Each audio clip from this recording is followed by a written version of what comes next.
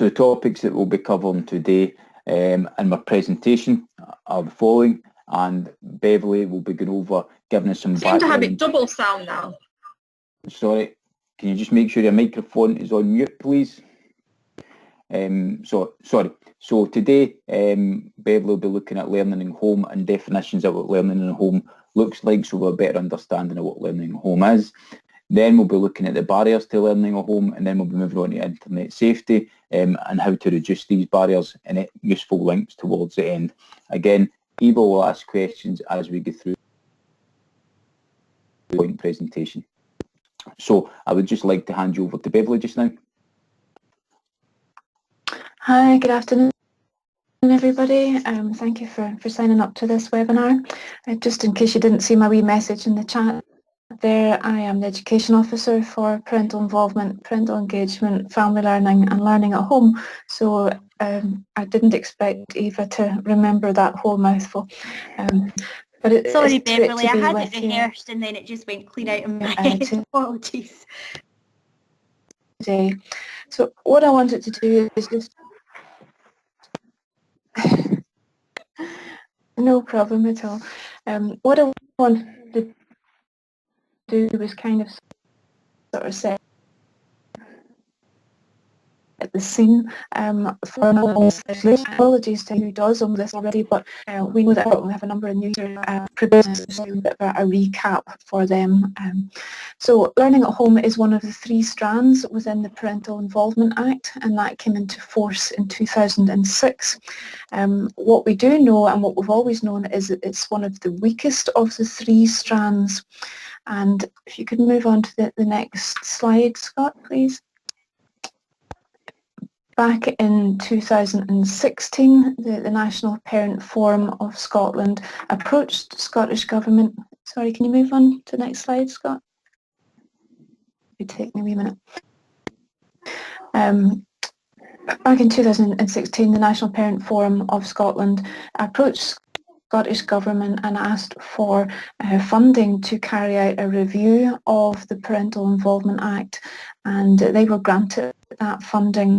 In 2017 they published their findings, and one of those findings showed very clearly that learning at home required further clarity, both by practitioners and by parents. So let's go back one, it's jumped on an extra one. So that set us on a journey to develop some further clarification, and one of the things that we found was that it actually wasn't a definition of what learning at home was. And so our first task was to work with practitioners all across Scotland and develop a definition for learning at home. So you can find that on our National Improvement Hub in 2 places. It's in our toolkit, which the link's at the back of this presentation, or you can type into the Hub review of learning at home and you'll get all of the evidence, you'll get the definitions, you'll get examples of what it looks like in practice and the benefits of that. So if you move on to the next one, please, Scott. There are so many different definitions, and as we have all been in lockdown, I don't think I've ever seen so many variations of learning at home. I've seen remote learning, I've seen distance learning, I've at-home learning, in-home learning. There's just so many terms being used, and can I please put out a plea that if you are using this, you use the term learning at home, and there are particular reasons for that, and please do not call it home education. Home education is a very specific term where a child either never enters or is withdrawn from the state or the public education system, and we have had feedback from parents who are home educating their children quite offended, saying you're not doing what we're doing, or this is not what's happening. We've got a very specific programme, so please use the correct term. The other thing that I would point out is that learning at home will continue after COVID-19.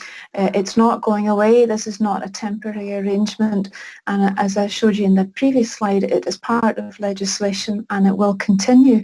And it doesn't mean that just because of Nicola Sturgeon's announcement that there'll be a combination of learning at home and being back in school. It's not going to change even after that. It is part of legislation, and parents will always be required to support their child's learning at home in whatever form. But the other thing I wanted to do was just sort of look at one of the other terms. Hello? It's all right, Beverly. I think someone's maybe just accidentally unmuted their microphone. I can fix that just now. Okay, good. So the other one I wanted to look at was the home learning environment and what that looks like and how that relates to everything. So I'm not going to read out everything, but the home learning environment is a combination of everything that's in the home. It's about the time that a child spends out and about, which impacts on their learning. And I appreciate that that is difficult in these days, and it looks different, which is what this seminar is about. But in general, a good home learning environment encourages children and young people to have positive attitudes to learning and to be curious, creative, but also to have confidence in themselves. Can you move on to the next slide, Scott, please? So the next slide, once it comes up, is the definition of learning at home. And again, I'm not going to read it all. It's in the toolkit and it's in the review of learning at home, which are both on the National Improvement Hub. But this is a definition that was agreed by practitioners all across Scotland and finally signed off by our Scottish Parental Involvement Officers Network, or SPION as we call them. If you move on to the next slide. So why is learning at home important? Well, the research has shown us that around 80% of the difference in how well children do at school depends on what happens outside of the school gates. Now, I appreciate that we're in a very different situation at this moment, but this is the research behind it, and it's just to make you aware of what has gone on and why it is really important. Can you move on to the next slide, please? So a wee look about how learning at home happened prior to us going into lockdown in March, and I specifically didn't change these because I want people to be aware of the full extent of how learning at home can happen in normal circumstances so that you are aware of it. So it's there just for your reference for later on. Next slide, please, Scott.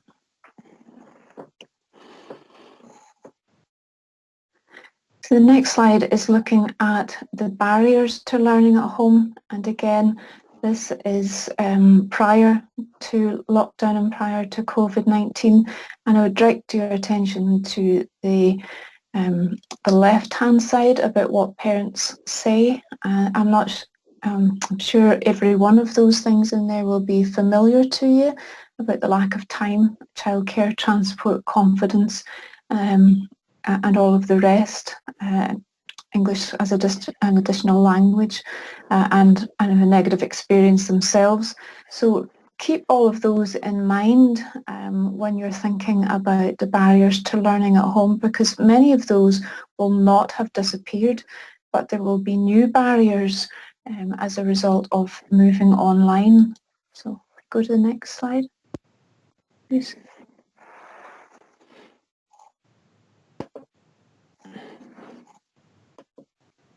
Okay. I'll talk about some of these and then I'll hand back to Scott. a lot of these barriers is coming through national surveys and intelligence from local authorities and from parental involvement officers about what the barriers to learning at home through a digital approach actually are. So they haven't been pulled out of a hat or us making them up. They have come from surveys. If you're not aware, one of the big surveys has come from Connect. And if you go to connect.scot, you'll be able to see the results of their survey, about 1,600 responses from that, and you'll be able to see the barriers and the issues and concerns that parents have. So definitely worth a wee look into that. But I'll maybe hand back over to Scott at this point, if that's okay. Right, that's fine, Beverly, thank you. And again, I think it's quite useful as practitioners, we have a good understanding of what learning at home is, how it worked before the lockdown, and now as we're spending more and more time using digital devices or using a digital approach to learning and teaching, then these barriers may still exist or be heightened at this point. Has anybody got any questions for Beverly at this point, Eva, before I move on and start looking at the digital aspect? Not at the moment, Scott, just a few different comments about sound quality. Unfortunately, I think a lot of people are having issues today. It's not been that great at my end either. We are attempting to record this webinar today though, and if it turns out that it's not great quality, we will re-record it again next week, so please don't worry too much. Thanks, Scott. Right, thanks, Eva. So if we think about as teachers and how our school is delivering learning and teaching towards our pupils at this moment in time, now we may be using digital platforms that might be Microsoft Teams, it might be Google, it might be other platforms if in your primary sector, for example, like Seesaw. But using these platforms becomes a barrier to parents who are maybe not as digital literate as other parents, and the fear and anxiety of using a new platform or being introduced to a new platform can be heightened as well. And probably the one we're going to look at today is, if you look at the last bullet point, lack of knowledge around staying safe online, is that can be a major concern to parents as well, as youngsters are spending more and more unsupervised time online as we are engaging with learning online set by schools. They maybe have parents working from home as well, so they'll be set their schoolwork and left to go and go on with their schoolwork by themselves, while the parent is maybe in another room, or they're all in a communal area of the house trying to do their own work. This leads to a lot of unsupervised time online, which increases the chance of learners and parents becoming victims of cybercrime. But what we're going to focus on this afternoon is the stuff around internet safety and how we can support learners and support parents around this as practitioners. So if I move on to the next slide.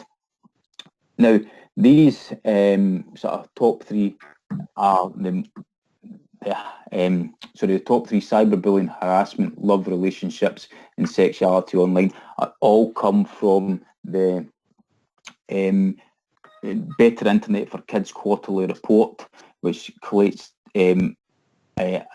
information from 26 helplines across Europe, and from the Reporting Harms Content national report, which is from the UK Internet Safer Internet Centre.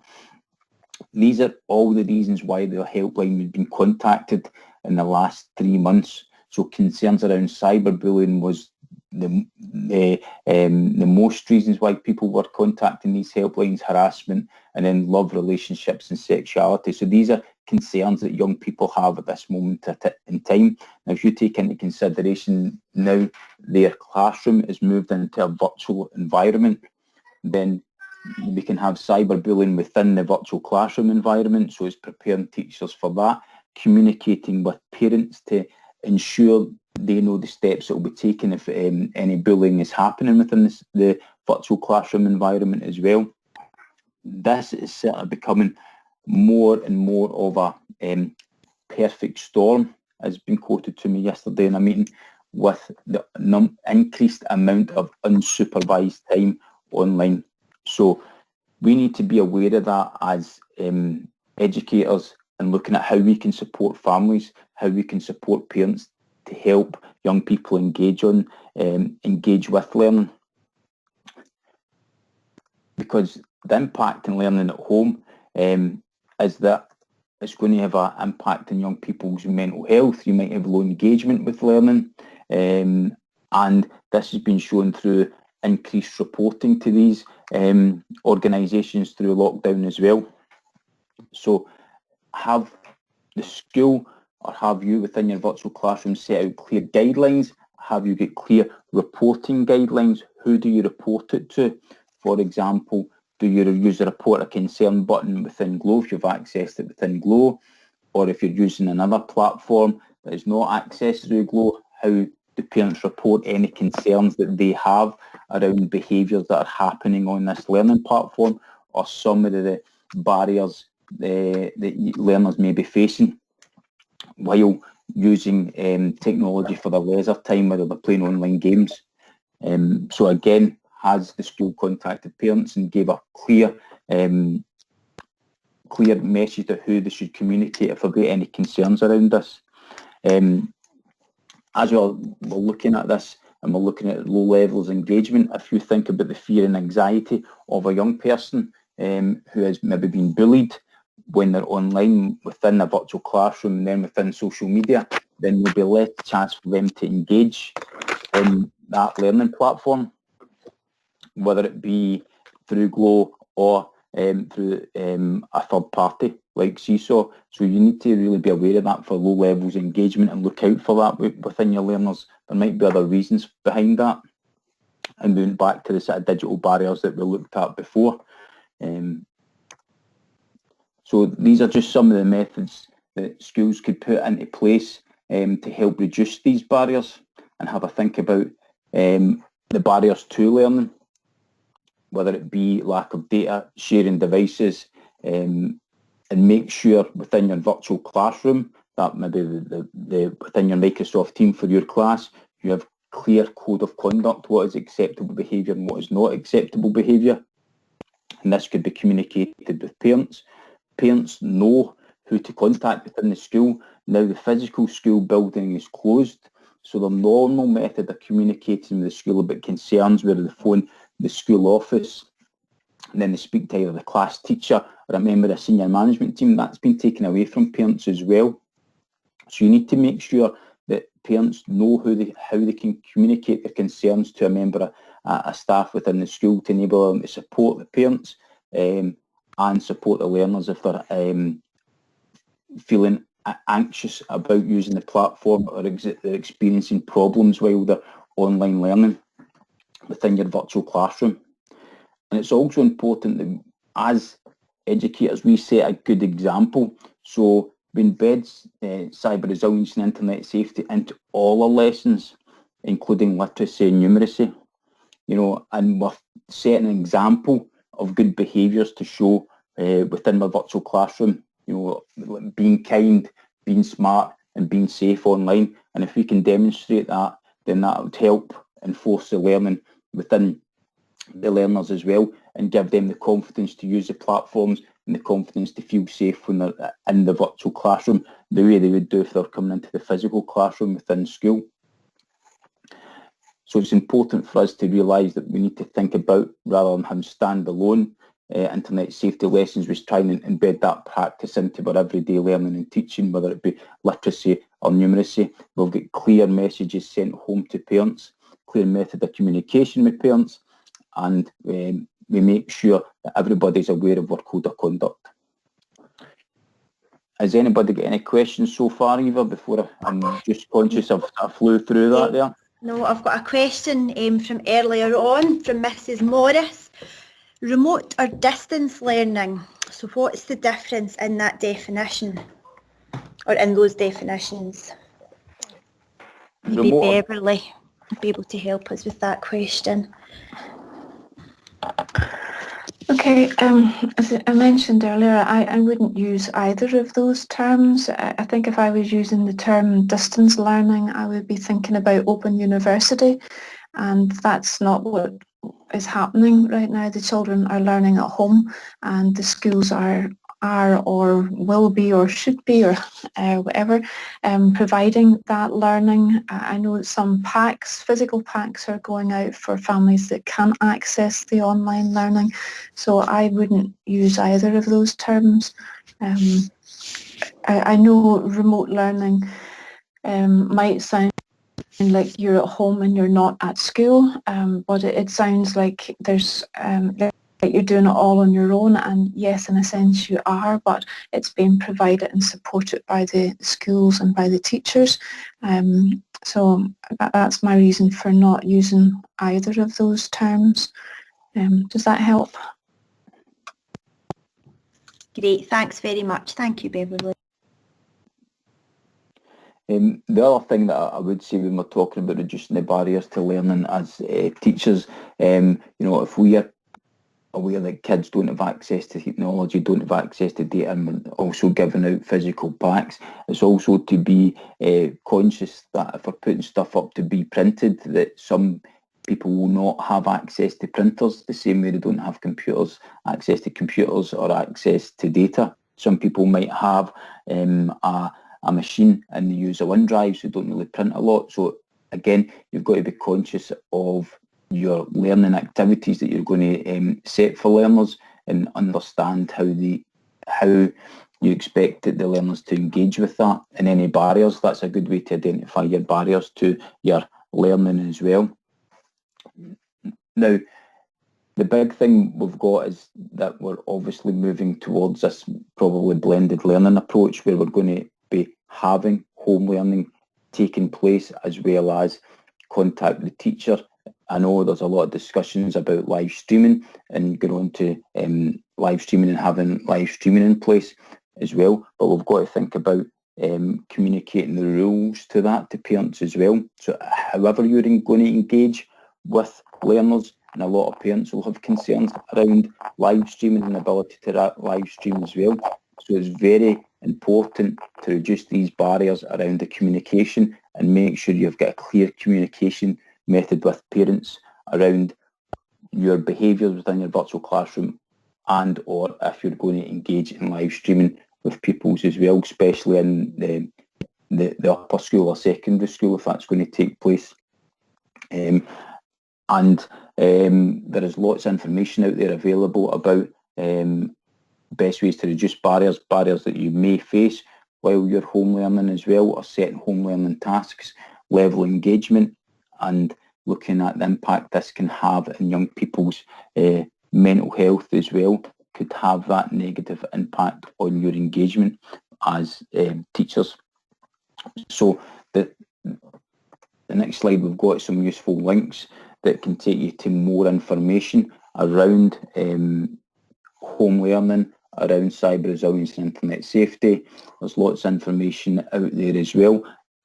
If you would like, this has been a bit of a whistle-stop tour of home learning and the impacts within cyber resilience and internet safety having home learning. If there's any further information you think you would need more information on, if you can put that in the evaluation forms when we go to complete them, that would be appreciated, and we can then tailor our sessions to suit your needs at that moment in time. If you want more in-depth stuff on home learning, then we can see about Beverly doing a webinar just on home learning as well. So do we have any questions, Eva, at this moment in time? Not at the moment. I'm just typing in. All questions welcome, and I'm going to pop in a link to the evaluation there as well, just in the next couple of seconds. Thanks, Scott. Is there anything else that you would like to add, Beverly? Yeah, thank you. Can I just say that the pages on Parents Own Scotland and in the Learning at Home section have all been updated, and we've created a new page for COVID-19, and there's information in there in terms of additional support needs. I have a new page going up about supporting your child with mental health during COVID-19. There's another page going up on advice for families who have English as an additional language, so that hopefully will go up next week. And there's other new information going up for parents on transitions. Hopefully that'll be up today or tomorrow. So we're constantly updating that, and it's a really good place to signpost parents to. Again, the news and events section is populated from our partner organisations such as Skills Development Scotland, and they have just released a new helpline and a jobs portal, and it's not just for young people, it's for anybody whose employment has been affected by COVID-19. So please do, on your communications with parents, please do signpost them to Parents on Scotland. We've had a big increase in the amount of traffic to the site, and we're trying our best to keep that as up to date as we possibly can. But in terms of practitioners, there's the Learning at Home Wakelet and also the Family Learning Wakelet. We've also developed a professional learning activity on the Professional Learning and Leadership website, so please get in touch if you want a link to that. And yes, we are looking at other webinars. One in particular where we're looking at 2 establishments who were unable to engage with their learners online, and they've had to be really creative in how they've approached that. So we're in the process of trying to develop a case study, and I would like, if possible, they would maybe do a wee webinar for us and kind of join us and talk through the challenges that they've had. So that's all in hand. And another one that we're looking at is to talk about school improvement planning, parent councils, what should be happening at this point, reporting to parents, family learning, and CLD. So those are, they would be breakout discussion areas. So I have a meeting tomorrow to try and set some dates, and again, please email me or check the webinar page for the dates of those. Right, thanks Beverly, thanks for that. It's been, if there's any more questions just now, Eva? No more, oh hold on, there might be one here. I'm just popping on the Wakelets link. Okay, so we've got a question here. Even with all the digital technology provided, how do we monitor home learning?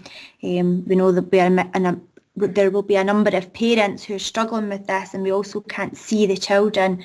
So how do we know that they're safe and nurtured?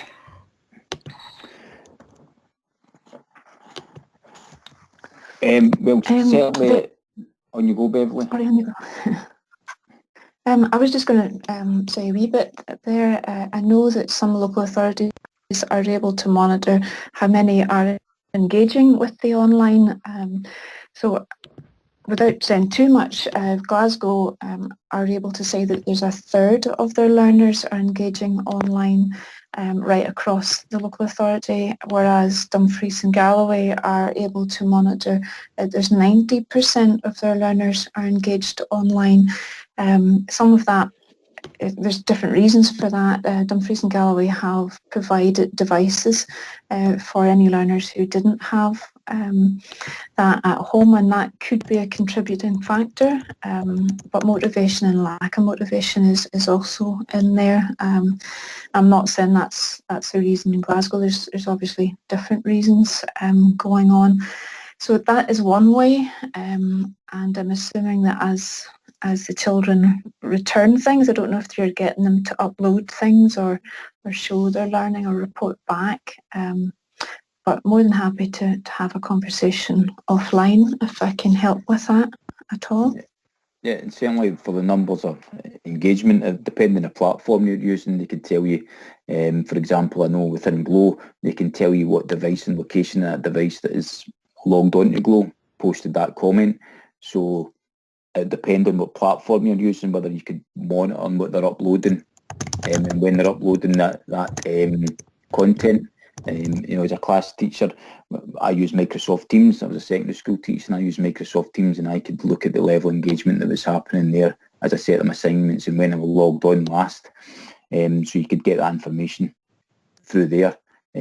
But to monitor the level of engagement, again, that would be for me as a secondary school teacher, I'd be looking at that from everyday learning, teaching activities I'm setting, and when they're engaging, when they're not engaging, when's the best time to put, for example, webinars on or live streaming on. Is that appropriate if kids not engaging with that? Is it then I just put a recording of a PowerPoint presentation on and let them download that and work through that at their own pace? So it would be dependent, I would say, probably on each individual school or platform for looking at that. Just purely the technical solution without knowing what platform's been used to monitor. I can't say that you could definitely monitor who's accessed it, but certainly with Glow you can do that.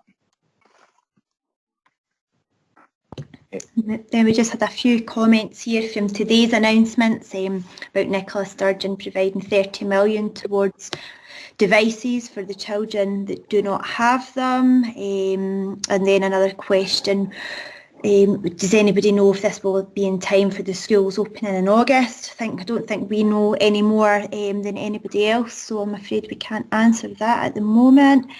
And then I think Beverly's caught up on the rest with the links to Parent Zone, so that's great. I think that's Can I just come in a wee bit?